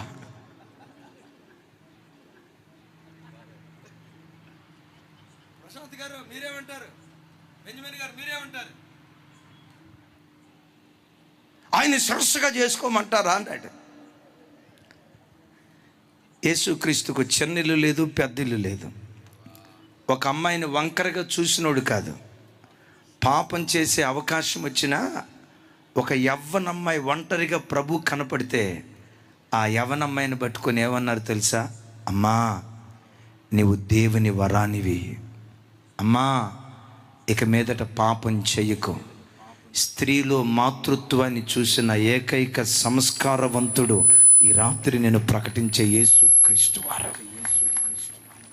స్త్రీలో మాతృత్వాన్ని చూడాలని చాలామంది చెప్తారు, కానీ పాటించేటప్పటికి పాటించరు. ఒక స్త్రీలో మాతృత్వాన్ని చూసిన ఏకైక దేవుడు, ఆయన పాపము చేయలేదు అంటాడు. ఆయన పాపం చేయకపోవటం మాత్రమే కాదు, యోహాను భక్తుడు అంటాడు, బాబు ఆయన పాపం చేయకపోవటం మాత్రమే కాదయ్యా, ఆయన యందు పాపమేమీ లేదు. ఒకసారి ఈ మాట చెప్పండి, ఆయన యందు, స్వరమెత్తి, ఆయన యందు, ఇంకోసారి, ఆయన యందు పాపమేమీ లేదు. అంటే ఎందు పాపం లేదంటే అర్థం ఏంటో తెలుసా? ఆయన హృదయపు తలంపుల్లో కూడా పాపము లేని పరమ పవిత్రుడైన దేవుడై ఉన్నాడు. ఒక భక్తుడు అంటాడు, ఒక మనిషి శరీరంతో పాపం చేయకపోవచ్చు, మనసుతో పాపం చేయనివాడు ఎవడు సార్? ఆలోచనలతో పాపం చేయనివాడు ఎవడు సార్? హృదయపు తలంపులతో పాపం చేయనివాడు ఎవరు? ఆ భక్తుడనే మాట ఏంటో తెలుసా? మనిషి మంచమేన చేసే పాపం కంటే మనస్సులో అధికమైన పాపం చేస్తాడట. విన్నారా? మంచమేన చేసే పాపం కంటే మనస్సులో అధికమైన పాపం చేస్తాడట. కానీ నేను ప్రకటించే నా యేసుక్రీస్తు ఎవరో తెలుసా? మనస్సులో కూడా పాపము చేయని పరమ పవిత్రుడైన దేవుడై ఉన్నాడు. బా, ఏం దేవుడు సార్ ఈ దేవుడు? నీ బ్రతుకులో, నీ జీవితంలో, నీ జీవిత యాత్రలో నువ్వేది పొందుకున్నా పొందుకోకపోయినా యేసుక్రీస్తును దేవునిగా కలిగి ఉండటమే నీ జీవిత ధన్యత. ఇలాంటి పవిత్రమైన దేవునిగా ఆరాధించటమే దేవుడు నీకు ఇచ్చినటువంటి భాగ్యం. Praise the Lord. చెప్దాం, ప్రైజ్ ది లార్డ్. పౌలు గారు వచ్చి అంటాడు, ఒరే బాబు ఆయన పాపం చేయకపోవటం మాత్రమే కాదు, ఒరే బాబు ఆయన యందు పాపం లేకపోవటం మాత్రమే కాదు, ఆ దేవుని గురించి ఏమంటాడు తెలుసా? పాపము ఎరుగని ఆయన మన కొరకు పాపిగా మారిపోయాడు. ఒకసారి ఈ మాట చెప్పండి, పాపము ఎరుగని ఆయన మన కొరకు. నేను అంటానండి, అసలు ఈ లోకంలో పాపం చేయటం ఎట్లాగో తెలియని వాళ్ళు ఎవరున్నారు చెప్పండి? చిన్నతనం నుంచి పాపంలో ప్రజలు అభ్యాసం చేయబడుతున్నారు. మా సేవ ప్రారంభ దినాల్లో 2006 ఆ ప్రాంతంలో ఒక ఇంటికి వెళ్తే ఆ తండ్రి తెగ సంతోషపడుతున్నాడు. అన్నయ్య మా ఓడికి అన్ని సబ్జెక్టులో 95, 99, మ్యాథ్స్లోనైతే 100 వచ్చినాయి. అసలు క్వార్టర్లీ వాడు మార్కులు చూసి నేను ఎంత సంతోషపడుతున్నానంటే అంత సంతోషపడుతున్నాను అన్నాడు. మార్కులు చూసా, ప్రోగ్రెస్ కార్డు చూసా, 95, 99, లెక్కలోనైతే 100 వచ్చినాయి. భలే తెలివి కలిగినోడు అని చెప్పి నాకు ఆయన చూస్తేనేమో అంత సరుకున్నట్టు కనపట్ల. ప్రోగ్రెస్ కార్డు చూస్తే మాత్రం ఫుల్ మార్కులు కనపడుతున్నాయి. నాకు డౌట్ వచ్చి వాళ్ళ అమ్మ నాన్న పక్కెళ్ళిన తర్వాత వాడిని పిలిచా, రేయ్ నీకు ఎక్కాలు వచ్చా అన్న. ఎక్కాల వాట్ ఈస్ దట్ అన్నాడు ఇంగ్లీష్లో. అప్పుడు నాకు అర్థమైంది వీడు ఇంగ్లీష్ మీడియం కదా అని. నీకు టేబుల్ వచ్చా అన్న. ఎస్ వై నాట్ అన్నాడు. 3 6 ఎంత అన్న. 3 6 36 అన్నాడు. 6 3 ఎంతరా అన్న. అదే అన్న 3 6 36 అయినప్పుడు 6 3 అదిగో నీ కూడా వచ్చినాయి ఆ లెక్కలు. ఇప్పుడు 6 3 63 అన్నాడు. నాకు అప్పుడు డౌట్ వేసింది, ఈడేదో మాయదారి పని చేసి ఉంటాడని వాళ్ళ అమ్మా నాన్న పక్కకు పంపించిరాయి. నువ్వు 4వ తరగతి చదువుతున్నావు, లెక్కల్లో 100కు 100 వచ్చినాయి అన్నావు, నీకు 3వ ఎక్కం రాల. అబద్ధం ఆడకుండా చెప్పు, ఈ మార్కులు ఎక్కడి అన్న. అంటాడు, మా అమ్మ మీద ఒట్టన్నా అవి నా మార్కులే, మా నాన్న మీద ఒట్టన్నా అవి నా మార్కులే అన్నాడు. నేను నమ్మనరా అన్న. దేవుని మీద ఒట్టన్నా అవి నా మార్కులే అన్నాడు. కొట్టబోయా. చివరికి ఆడేం చేశాడో తెలుసా, నా తలకాయ మీద చేయి పెట్టాడు. నీ మీద ఒట్టన్నా అవి నా మార్కులే అన్నాడు. నువ్వు ఎవరి మీదైనా ఒట్టు పెట్టరా, నేను నమ్మనరా అని చెప్పి వాడికి మా చిన్నతనంలో తొడపాసం అని పెట్టేవాడు టీచర్లో. ఆ తొడపాసం పెట్టి అబద్ధం ఆడకుండా చెప్పరా అన్న. ఆడంటాడు, ఎవరికి చెప్పనంటే చెప్తాను అన్నాడు. ఎవరికి చెప్పండిరా, చెప్తే మీటింగులోనే చెప్తా. అది నీ పేరు చెప్పలేరా, చెప్పరా అన్న. ఏం జరిగిందిరా అన్న లెక్కలో 0 వచ్చింది. 0కు ముందు 10 వేసా, 100 అయిపోయినాయి. తెలుగు నాకు సరిగ్గా రాదన్నా, తెలుగులో కూడా 0 వచ్చిందన్న. 0 వస్తే దానికి 100 మార్కులు వేస్తే ఎట్లా అని ఆ 0కు ముందు 9 వేసానన్న. సైన్స్లో 9 వచ్చినాయి అన్న, దాని తర్వాత 1 వేసాను అన్న. అద్భుతం ఏమన్నాడు తెలుసా అన్నయ్య, దేవుని మహా గొప్ప కృపను బట్టి సింగిల్ డిజిట్ దాటలేదన్నా అన్నాడు. ఒక మాట అంట, 9 సంవత్సరాల పిల్లోడికి తల్లిదండ్రులను ఎట్లా మోసం చేయాలో పాపపు జ్ఞానం ఉందే. అరే ఈ కాలంలో చిన్న వయసు నుంచే పాపాన్ని అభ్యాసం చేస్తా పిల్లలు పెరుగుతున్నారండి. నా యేసు క్రీస్తు ఎవరో తెలుసా? జగత్తు పునాది వేయబడక మునుపు నుంచి ఉన్న దేవుడు, యుగాయుగాలు ఉండే ఈ దేవుడు పాపము ఎరుగని పరమ పవిత్రుడిగా బ్రతుకుతూ వచ్చాడు. అందుకని నేను అంటా, ఆకాశం క్రింద భూమికి పైన దేవుడు అని పిలువబడిన వారు కోట్ల కొలది ఉండొచ్చు, దేవుడుగా ఆరాధించబడే వాళ్ళు కోట్ల కొలది ఉండొచ్చు, దేవుళ్ళని పిలువబడిన వారు కోట్ల కొలది ఉన్నారేమో, కానీ పరిశుద్ధ దేవుడని పేరు వహించిన ఏకైక దేవుడు, పాపము చేయని ఏకైక దేవుడు ఈ రాత్రి నేను ప్రకటిస్తున్న నజరేయుడైన యేసుక్రీస్తు ప్రభువారు. ఆఖరి మాట చెప్పి రేపు ఎల్లుండి మరెక్కువగా మనం విందాం. దేవుడు జీవులకు అంతిమ న్యాయాధిపతి. ఒకసారి చెప్పండి, జీవులకు అంతిమ న్యాయాధిపతి. దేవుడు ఎవరి చేత తయారు చేయబడడు, ఆయనే సృష్టికర్త, సమస్తాన్ని సృష్టించినవాడు, సార్వభౌముడు, సర్వజ్ఞుడు, సర్వవ్యాప్తి, ఆయన అందరివాడు, అత్యంత కృపగలవాడు, పరిశుద్ధుడు, పాపము చేయని పరమ పవిత్రుడు. ఆఖరి మాట ఏంటో తెలుసా? ఆకాశం క్రింద భూమికి పైన బ్రతుకుతున్న సమస్త మానవాళి జీవితంలో ఒకానొక రోజు చనిపోయిన తర్వాత ప్రతి మనిషి దేవుని న్యాయపీఠం ఎదుట నిలవబడాలి. ఒకసారి ఈ మాట వినండి, ప్రతి మనిషి దేవుని న్యాయపీఠం ఎదుట ప్రతి వాడు నిలవబడాలి. నిలవబడే రోజు ఒకటి ఉంటుంది. అతడు ఏ మతస్థుడైనా, సిక్కు మతస్థుడా మేబీ అయి ఉండొచ్చు, జైన మతస్థుడా మేబీ అయి ఉండొచ్చు, బుద్ధ మతాన్ని ఆచరించేవాడా అయి ఉండొచ్చు, ఏ మతాన్ని ఆచరించేవాడైనా చనిపోయిన తర్వాత జీవులకు అంతిమ న్యాయాధిపతి అయిన దేవుని న్యాయపీఠం ఎదుట ప్రతి మనుషుడు ప్రత్యక్షం కావాలి. రోమపత్రికలో పౌలు గారు అంటాడు కదా, నా తోడు ప్రతి మోకాలు ఆయన ఎదుట వంగబోతుంది, ప్రతి నాలుక అయ్యా నాకు న్యాయమైన తీర్పు తీర్చయ్యా, నన్ను నరకానికి పంపించకయ్యా, పరలోకానికి వారసుడుగా నన్ను చేయని యేసుక్రీస్తు న్యాయపీఠం ఎదుట ప్రతి కులస్థుడు, ప్రతి మతస్థుడు, ప్రతి జాతికి చెందినవాడు, ప్రతి దేశానికి చెందిన వాళ్ళు క్రీస్తు న్యాయపీఠం ఎదుట ప్రతి వ్యక్తి న్యాయ తీర్పు కొరకు ఎదురు చూడాలి. అయిలరా ఈ జీవితం శాశ్వతమైంది కాదు. ఈ జీవితం శాశ్వతమైంది కాదు. మరణం మానవ జీవితం ముగింపు కాదు. మరణం తర్వాత మరో జీవితం దాగుంది. ఈ జీవితం కాల పరిమితి కలిగింది. మరణం తర్వాత జీవితం యుగాయుగాలు ఉండే జీవితం. ప్రతి క్రైస్తవుడు మరణం తర్వాత ఉండే యుగాయుగాల జీవితం కొరకు ఎదురు చూసే వ్యక్తిగా దేవుని సన్నిధిలో బ్రతకాలి. ఈ జీవితం శాశ్వతమైంది కాదు.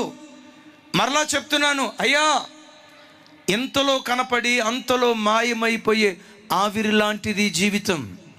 జస్ట్ ఒక నెల రోజుల క్రితం వైరా ప్రాంతంలో తల్లి గ్రూప్ 2 గ్రూప్ 3 ఎగ్జామ్ రాయటానికి వెళ్ళింది. కొత్తగూడెం ఆ ప్రాంతానికి. 4 సంవత్సరాల చిన్న బిడ్డని ఇంట్లో వదిలి ఎగ్జామ్ రాసి తిరిగి వచ్చేటప్పుడు, బాబోయ్, ఈరోజంతా నా కుమార్తెతో లేను. చిన్న బిడ్డ, 4 సంవత్సరాల బిడ్డ ఎలా ఉందో ఏమో ఆవురావురమంటూ ఇంటికి వచ్చింది. తల్లిని చూడటంతో లోపట ఉన్న బిడ్డ పరిగెత్తుకుంటా మమ్మీ అని వచ్చింది. కుమార్తెను చూడటంతో తల్లి పులకరించి 2 చేతులు చాపి ఆ బిడ్డను ఎత్తుకొని ముద్దాడదామని అనుకునే లోపే తల్లి చేతుల్లోనే హార్ట్ స్ట్రోక్ వచ్చి 4 సంవత్సరాల బిడ్డ తల్లి చేతుల్లోనే చచ్చిపోయిందండి. ఏ వయసు ఆ బిడ్డది? 4 సంవత్సరాలు. ముక్కు పచ్చలారని వయసులో, జీవితంలో ఏమీ రుచి చూడని ఆ పసితనంలో 4 సంవత్సరాల పసిబిడ్డ. ఈ రాత్రి వాక్యం వింటున్న మనుషుడా, ఎప్పుడు, ఎక్కడ, ఎలా, ఏ రీతిగా రాలిపోతావో తెలియదు. నీ మరణ దినం ఏ రోజు ఉందో తెలియదు. నా మరణ దినం ఏ రోజు ఉందో తెలియదు. అందుకని యాకోబు గ్రంథకర్త అంటాడు కదా, మనము ఎంతలో కనపడి అంతలో మాయమైపోయే ఆవిరి వంటి వాళ్ళం. యోబు భక్తుడు అంటాడు, మనము నిన్నటి వారమే. ఒకసారి ఈ మాట చెప్పండి, మనము, స్వరమెత్తి, మనము నిన్నటి వారమే. ఎప్పటి వారమట? నిన్నటి వారమే. ఈ రోజుటి వారం కాదు.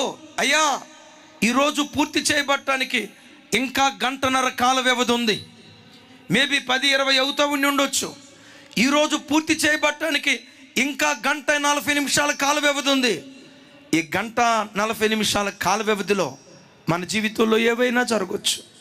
ఈ దినం పూర్తి చేస్తామో లేదో, ఈ దినం పరిపూర్ణంగా బ్రతుకుతామో లేదో అది ఎరిగి యోబు భక్తుడు అంటాడు, మనము నిన్నటి వారిమే. చనిపోయిన తర్వాత జీవితంలో సంపాదించిన వాటిలో నూలు పోగు కూడా నువ్వు సంపాదించిన వాటిలో నూలు పోగు కూడా నీతో పాటు తీసుకొని వెళ్ళలేవు అంటాడు కదా భక్తుడు. తల్లి గర్భంలో నుంచి వచ్చేటప్పుడు దిగంబరులుగా వచ్చాం, ఈ లోకాన్ని విడిచిపెట్టి వెళ్ళేటప్పుడు కూడా దిగంబరులుగానే వెళ్ళాల్సింది. ఒకవేళ నీ భార్యతో 60 సంవత్సరాలు కాపురం చేసావు, 60 సంవత్సరాలు పూర్తయిన తర్వాత ఏదో షష్ఠి ఏదో అంటారు కదా, ఏదో చేసుకుంటారు కదండి, షష్ఠి పూర్తి చేసుకుంటారు. షష్ఠి పూర్తి చేసుకొని 70 సంవత్సరాలు భార్యతో కాపురం చేసి నీకు 95 సంవత్సరాలు వయసు వచ్చిన తర్వాత చనిపోయి ఆఖరి క్షణాల్లో భార్యని పిలిచి, ఏమమ్మా, 70 సంవత్సరాలు కలిసి కాపురం చేశాం, ఇంకొక నిమిషంలో 2 నిమిషాల్లో నేను చనిపోబోతున్నా, నన్ను సమాధి చేయబోతున్నారు, ఇన్ని సంవత్సరాలు మనం కలిసి కాపురం చేశాంగా, సమాధిలోకి ఒంటరిగా వెళ్ళాలంటే నాకు భయం వేస్తుంది, నాతో పాటు నువ్వు కూడా రా అమ్మా. చూడండి, నాతో పాటు నువ్వు కూడా రా అమ్మా, ఇద్దరం కలిసి సమాధి చేయబడదాం అని అన్నావి అనుకో. 70 సంవత్సరాలు నీతో కలిసి కాపురం చేసిన భార్య ఏమంటుందో తెలుసా? సచ్చినోడా, సచ్చే ముందు ఇదే మాయదారి కోరికరా, వస్తా, సమాధి దాకా వస్తా, శోకాలు తీసి ఏడుస్తా.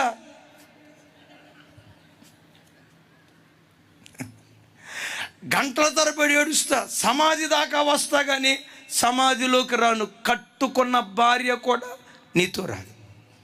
నువ్వు సంపాదించిన వాటిలో నూలు పోగు కూడా రాదు. ఓ మాట, సంపాదించిన వాటిలో నూలు పోగు కూడా నీతో రాదు, కానీ నీ క్రియలు నీతో పాటు వస్తాయి. నీ క్రియలు నీతో పాటు వస్తాయి. కొన్ని క్రియలు మనకంటే ముందుగా వెళ్ళి న్యాయ తీర్పులో నిలవబడతాయి. కొన్ని క్రియలు మనతో పాటు వస్తాయి. మన వెనకొస్తాయి. క్రైస్తవ జనమా, ఈ రాత్రి వాక్యం వింటున్న మనుషులారా, ఏ కులానికి చెందిన వాడివైనా, ఏ మతానికి చెందిన వాడివైనా, లోకంలో నుంచి వెళ్ళేటప్పుడు సంపాదించిన వాటిలో నూలు పోగు నువ్వు తీసుకొని వెళ్ళలేవు, కానీ నీ క్రియలు నీతో పాటు వచ్చి దేవుని ఎదుట సాక్ష్యం చెప్తాయి. ఆ దేవుడు ప్రతి వాని పనికి తగిన జీతం, వాని ప్రవర్తనను బట్టి పరలోకంలో దేవుడు జీతం అనుగ్రహిస్తాడు. వాని పనికి తగిన జీతాన్ని నేను సిద్ధపరిచాను అంటాడు. నేను అనుకుంటా, ఈరోజు ఈ జహీరాబాద్ మీటింగ్కి వచ్చిన మనందరిలో డేవిడ్ గారికి ఎక్కువ జీతం దేవుడు ఇస్తాడు డెఫినెట్గా. ఈ మీటింగ్ను బట్టి, మీరు చేసిన పనికి, మీరు పడిన కష్టానికి, మీరు వెదజల్లిన డబ్బుకి, ఎంత చక్కగా ఈ మీటింగ్ ఏర్పాటు చేసింది. మీరు ప్రభు కొరకు పడిన ప్రయాసం మర్చిపోవటానికి దేవుడు అన్యాయస్తుడైన దేవుడు కాదు. యవన బిడ్డలు కూడా ఎంత చక్కగా చూడండి, వాళ్ళ డ్రెస్ దేవదూతలకు అక్కలు ఉన్నట్టున్నారు. ఒక్కొక్కళ్ళు ఎంత చక్కగా ఉన్నారో చూడండి. సంఘ బిడ్డలారా, యవన బిడ్డలారా, ఈ ప్రాంతంలో వేలాది కొలది ప్రజలకు సువార్త వినిపించాలనే ఆశతో మీ డబ్బును వెదజల్లారే, మీ ధనాన్ని వెదజల్లారే. మీరు తిన్నా తినకపోయినా, మీ ఇంట్లో ఉన్నా లేకపోయినా, మా కష్టార్జితం ద్వారా దేవుని రాజ్య వ్యాప్తి జరగాలని ఎంతోమంది బిడ్డలు మీ ధనాన్ని దేవుని పరిచర్య కొరకు వెదజల్లారే. మీరు చేసిన దాన్ని మరిచిపోవటానికి మీ దేవుడు అన్యాయస్తుడు కాదు. మీ పిల్లలకు తగిన ప్రతిఫలం దేవుడు అనుగ్రహించును గాక. చెప్దాం ఆమేన్. నీవు ఆరాధించే యేసుక్రీస్తు ఎంత మనసున్నవాడో తెలుసా? అంటాడు యేసుక్రీస్తు వారు, ప్రవక్తను చేర్చుకొని గిన్నెడు మంచి నీళ్ళు ఇచ్చిన, వినండి మాట, ప్రవక్తను చేర్చుకొని గిన్నెడు మంచి నీళ్ళు ఇచ్చిన, దాన్ని కూడా మనస్సులో ఉంచుకొని దానికి కూడా ప్రతిఫలం ఇచ్చే మనసున్న మహా గొప్ప దేవుడు. ఏమిస్తే సార్? ఏమిస్తే? గిన్నెడు పాలు కాదు, గిన్నెడు మజ్జిగ కాదు, గిన్నెడు కూల్ డ్రింకు కాదు, గిన్నెడు హార్లిక్స్ కాదు. అమ్మో, మా దైవ సేవకులు వచ్చారు, మా ప్రశాంత్ గారు వచ్చారు, అయ్యో మా బెంజమిన్ గారు వచ్చారు, అయ్యో మా డేవిడ్ అయ్య గారు వచ్చారు, అయ్యో మా దేవుని సేవకుడు జార్జయ్య గారు వచ్చారని సేవకులను చేర్చుకొని గిన్నెడు మంచినీళ్ళు ఇస్తారే, దాన్ని కూడా మనసులో ఉంచుకొని దానికి కూడా ప్రతిఫలం ఇచ్చే మనసున్న మహా గొప్ప దేవుడు.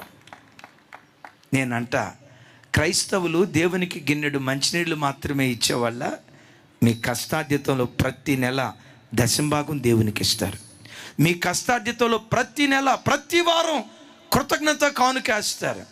గిన్నెడు మంచినీళ్ళు ఇస్తే నేను మర్చిపోయిన దేవుడు, దేవుని నమ్ముకున్న ఆనాటి నుండి ఈనాటి వరకు కొన్ని వేల రూపాయలు దేవుని కొరకు వెదజల్లేవే, నిన్ను ఎలా దేవుడు మర్చిపోతాడు? నీ పిల్లల్ని ఎలా దేవుడు మర్చిపోతాడు? ఒకరోజు వస్తుంది, పిల్లలకు తగిన ఆశీర్వాదం దేవుడు అనుగ్రహించును గాక. కొంచెం గట్టిగా చెప్తాం ఆమేన్.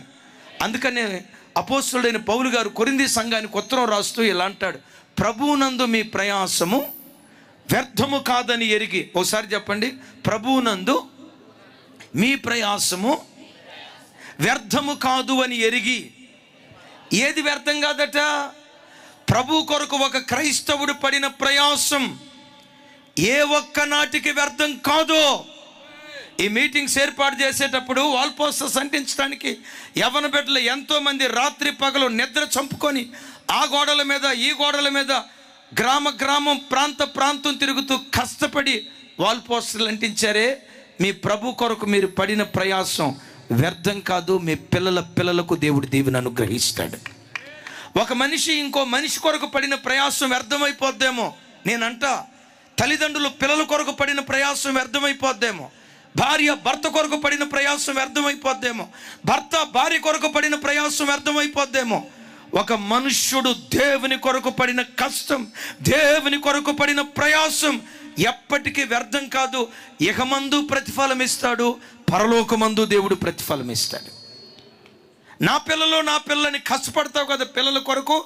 కొన్నిసార్లు పిల్లలు వయసుకు వచ్చిన తర్వాత వాళ్ళు ఏమంటారో తెలుసా? ఏం చేసావు మమ్మీ మాకు? ఏమిచ్చావు మమ్మీ మాకు? మాకేం చేసావు? వాళ్ళ డాడీ చూడు వాళ్ళకి ఏం చేశాడు, వీళ్ళ డాడీ చూడు వీళ్ళకి ఏం చేశాడు, వాళ్ళమ్మ చూడు వాళ్ళకి ఏం చేసిందో. మాకేం చేసావు మమ్మీ అని వాడు మాట్లాడుతూ ముగింపులో ఏమంటాడు తెలుసా? అసలు నన్ను అడగకుండా నన్ను ఎందుకు గన్నావు అంటాడు వాడు. కనుసూపు నోటి మాట పడిపోవాల్సిందే. నన్ను అడగకుండా నన్ను ఎందుకు గన్నావు వాడు అనే మాట. పిల్లని రెక్కల ముక్కలు చేసుకొని పిల్లల కొరకు కష్టపడితే నువ్వు వృద్ధాప్యానికి వచ్చిన తర్వాత ముద్దన్నం పెట్టడానికి ఆ కొడుకు కూతురికి చేతులు రావు. కానీ నేను ఆరాధించిన నా దేవుడు ఎవరో తెలుసా? ఆయన కొరకు గిన్నెడు మంచినీళ్ళు ఇచ్చిన దాన్ని కూడా మనసులో ఉంచుకుంటాడు ఆయన. దానికి కూడా ప్రతిఫలం ఇస్తాడు. నా భర్త అని ఇంత కష్టపడుతున్నాడు కదా, భర్తకు మంచిగా రుచికరంగా మంచిగా చికెన్ బిర్యానీ చేయాలని చెప్పి వాళ్ళని అడిగావు వీళ్ళని అడిగావు. ఒకప్పుడు ఏదైనా వంట చేయాలంటే తెలిసిన వాళ్ళని పెద్దోళ్ళని అమ్మా నాన్న అడిగేవాళ్ళు. ఇప్పుడు వాళ్ళని అడగట్లా. ఎవరిని అడుగుతున్నారు తెలుసా? గూగుల్ అమ్మ తల్లిని అడుగుతున్నారు. వాళ్ళ సెల్లులో ఉంది యూట్యూబ్ నొక్కితే చాలు చికెన్ బిర్యానీ అట్లా చేయాలి. మొత్తానికి ఆ యూట్యూబ్లో ఈ యూట్యూబ్లో ఇన్ఫర్మేషన్ లాగి మొత్తానికి చికెన్ బిర్యానీ చేసావు. నీ మనసులో ఉందేంటో తెలుసా? మొక్క నోట్లో పెట్టుకోవటంతో అబ్బా అనాలా అని మొత్తానికి గూగుల్ తల్లిని అడిగావు, వాళ్ళ యూట్యూబ్ని అడిగావు, మొత్తానికి వంట చేసావు. వంట చేసేటప్పుడు జరిగిన పొరపాటు ఏంటంటే ఉప్పు వేయాల్సింది ఉప్పు పోసావు, అంతే. ఉప్పు వేయాల్సింది ఉప్పు పోసావు, కసమైపోయింది. అది నీకు తెలియదు. మా బ్రదర్ వచ్చాడు, భోజనం పెట్టావు, మంచిగా నాటుకోడి చికెన్ పీసులు మొత్తం మొక్కలు మా వాడు ప్లేట్లో వేసావు. మా వాడు మొక్క తీసుకొని నోట్లో పెట్టుకోవటంతో సిరిసేదు ఉప్పు కసిమైపోయి ఉంటుంది కదా, ఆ మొక్క నోట్లో పెట్టుకొని నవలకు మునిపే అప్పుడు చూస్తాడు నీ వైపు సూపు. అదే సూపులతో చంపుతారంటారు చూసారా? ఒక సూపు చూసి ఏమంటాడు తెలుసా? నా వైపు చూడాలా. ఒక సూపు చూసి ఏమంటాడు తెలుసా? అసలు నిన్ననేమి సుఖమే మీ చెప్పండి. అది చెప్తున్నారు. నిన్ననేమి సుఖమే మీ అమ్మననాలా, మీ అయ్యననాలా, కనీసం వంట కూడా ఎట్లా చేయాలో నేర్పకుండా నాకు తగలబెట్టారు. తగలబెట్టం కాదు, ఏం చేశారు? అంటగట్టారా? నాకు అంటగట్టారు అని ముగింపులో భారీ డైలాగ్ ఒకటి ఆడతాడు. ఏమంటాడు తెలుసా? ఏమంటా నా జీవితంలో అడుగు పెట్టేవో కానీ నా దీపం ఆరిపోయింది అంటాడు. అంతకు మునుపేదో ఎలిగినట్టు, ఎలిగింది లేదు, చచ్చింది లేదు. ఆ భార్య ఏమనుకుంటుందో తెలుసా? నేను ఇంత కష్టపడి నా భర్త వంట మంచిగా చేసి పెట్టాలని చేస్తే 4 గంటల కష్టం ఒక్క మాటతో కొట్టేశాడే. నీ దేవుడు నీ భర్త లాంటివాడు కాదు. నీ దేవుడు నీ కడుపున పుట్టిన పిల్లల లాంటివాడు కాదు. నీ దేవుడు నీ భార్య లాంటివాడు కాదు. నేను ప్రకటించే నా యేసుక్రీస్తు ఆయన నామం పేరిట గిన్నెడు మంచినీళ్ళు ఇచ్చిన దాన్ని కూడా మనసులో ఉంచుకొని దానికి కూడా ప్రతిఫలం ఇచ్చే మనసున్న మహా గొప్ప దేవుడు నేను ప్రకటించే దేవుడు. గట్టిగా చెప్తాం ఆమేన్. వాని క్రియలు వానికంటే ముందుగా వెళ్ళి నిలవబడతాయి.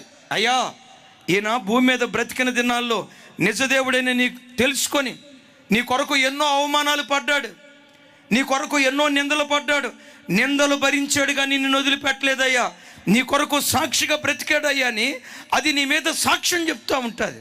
ఈయన ఉన్నాడే, నేను నమ్ముకున్నప్పటి నుంచి ఒకప్పుడు త్రాగుబోతుగా బ్రతికేవాడయ్యా, ఒకప్పుడు తిరుగుబోతుగా బ్రతికేవాడయ్యా, ఒకప్పుడు గంజాయికి అలవాటు పడినోడయ్యా, ఒకప్పుడు బహుభార్య తత్వంలో బ్రతికేవాడయ్యా, ఒకప్పుడు పేకాటాడేవాడు, ఒకప్పుడు గంజాయి తాగేవాడు, ఒకప్పుడు రకరకాల కార్యక్రమాలు చేసేవాడు, ఒకప్పుడు పాపిగా బ్రతికాడు. కానీ నీ రక్తాన్ని ఆశ్రయించిన తర్వాత నీ కొరకు పరమ పవిత్రుడిగా బ్రతికాడయ్యా ఈ వ్యక్తి అని నీ క్రియలు నీ మీద సాక్ష్యం చెప్తే అప్పుడు ప్రభు ఏమంటాడో తెలుసా? నా తండ్రి చేత ఆశీర్వదించబడిన వారలారా, భూమి పుట్టినది మొదలుకొని నేటి వరకు మీ కొరకు సిద్ధపరిచిన పరలోక రాజ్యాన్ని స్వతంత్రించుకుండని నీ క్రియలను బట్టి నీకు తీర్పు తీర్చే జీవులకు అంతిమ న్యాయాధిపతి నేను ప్రకటించే యేసుక్రీస్తు ప్రభువారు.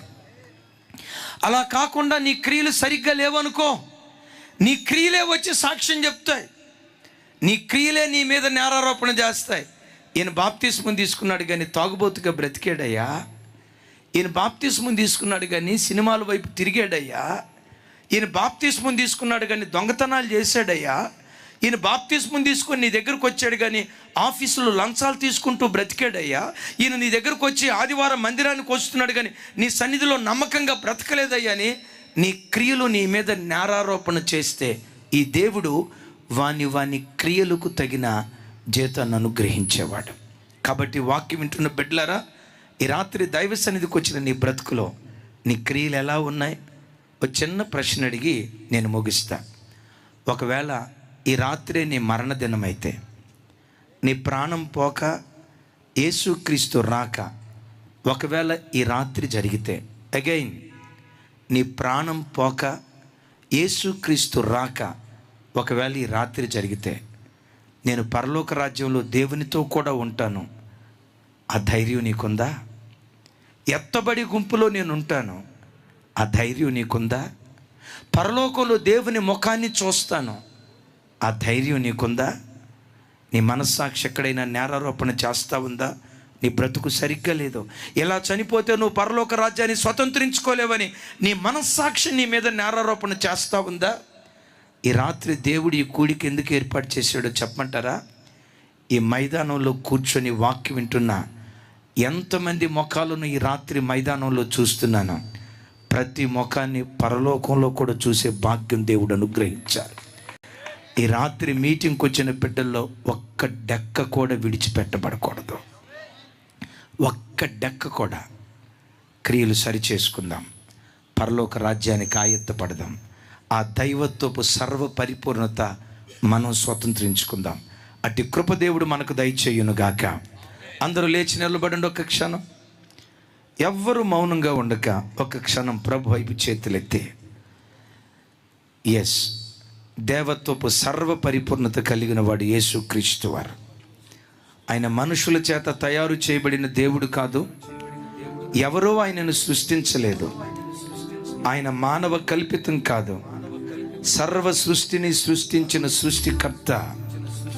మీది ఆకాశాన్ని భూమిని నాసిక రంధ్రాల్లో ఊపిరి ఉన్న ప్రతి మానవ కోటిని బ్రతికించిన సృష్టికర్త, జీవదాత ఆయన. ఒకవేళ ఈ లోకంలో నువ్వు బ్రతకటానికి ఏ ఆధారం లేకపోయినా సృష్టికర్త అయిన దేవుడు శూన్యములో సమస్తాన్ని కలుగు చేయగలిగిన వాడు. భూమిని శూన్యములో వేలాడదీసినట్లుగా ఏ ఆధారం లేకపోయినా నిన్ను నిలవబెట్టడానికి దేవుడు శక్తి కలిగిన వాడు. ఒక క్షణం ప్రభు వైపు చేతులెత్తి, జీవితంలో ఒకవేళ నీకు ఏ ఆధారం లేదేమో, సరైన ఉద్యోగం లేని పరిస్థితిలో, సరైన వ్యాపారం లేని పరిస్థితిలో, ఆధారం లేని స్థితిగతుల్లో ఈ రాత్రి మైదానానికి వచ్చావేమో, నిన్ను నిలవబెట్టడానికి దేవుడు శక్తి కలిగినటువంటి వాడు, సృజనాత్మక శక్తి కలిగిన దేవుడి దేవుడు. నన్ను నిలవబెట్టేసాయా, నన్ను నిలవబెట్టేసాయా. ఆయన పరిశుద్ధుడు, పరిశుద్ధుడు, పరిశుద్ధుడు, పరిశుద్ధుడు. కోటాను కోట్ల దేవదూతల గణము చేత నిత్యము ఆరాధించబడుతున్నవాడు. ఒక్క క్షణం రెండు చేతులు పైకెత్తుతారా? స్వరమెత్తి నోరారా యేసయ్యని పిలుద్దామా? యేసయ్యా, స్వరమెత్తి యేసయ్యా, స్వరమెత్తి యేసయ్యా, యేసయ్యా. పరలోకంలో నేను కనబడాలి స్వామి, పరలోకంలో నా కుటుంబం కనబడాలయ్యా. ఒక డెక్క కూడా విడవబడకూడదయ్యా. స్వరమెత్తి యేసయ్యా, యేసయ్యా. చప్పట్లు కొడుతూ యేసయ్యను ఆహ్వానించుదాం. యేసయ్యా, స్వరమెత్తి యేసయ్యా, యేసయ్యా. ఈ రాత్రి నన్ను అంగీకరించయ్యా, నా పాపపు క్రియలన్నిటిని కడిగివేయ్యా, పవిత్రుడిగా నన్ను మార్చయ్యా. హల్లెలూయా, హల్లెలూయా. అందరూ ఒక్క నిమిషం అలాగనే రాక్షసత్వం విడిచిపెట్టి, పశుతత్వం విడిచిపెట్టి, మానవతత్వం విడిచిపెట్టి నన్ను దైవత్వంలోనికి నడిపించిన దేవానికి స్తోత్రములంటూ ఒక్క నిమిషం మౌనంగా ఈ రాత్రి దైవత్వం కలిగే విలుటకు దేవానివిచ్చిన కృపకై స్తోత్రములంటూ వ్యక్తిగతముగా ప్రభువా నీ మనస్సు నాకు దయచేయమంటూ ప్రార్థన చేయండి. మన మధ్యలో ఉన్నటువంటి దైవజనులు ప్రశాంత్ బెంజమిన్ గారు వచ్చి ప్రార్థన చేసిన అనంతరం దైవజనులు ఆశీర్వాదం ఇస్తారు.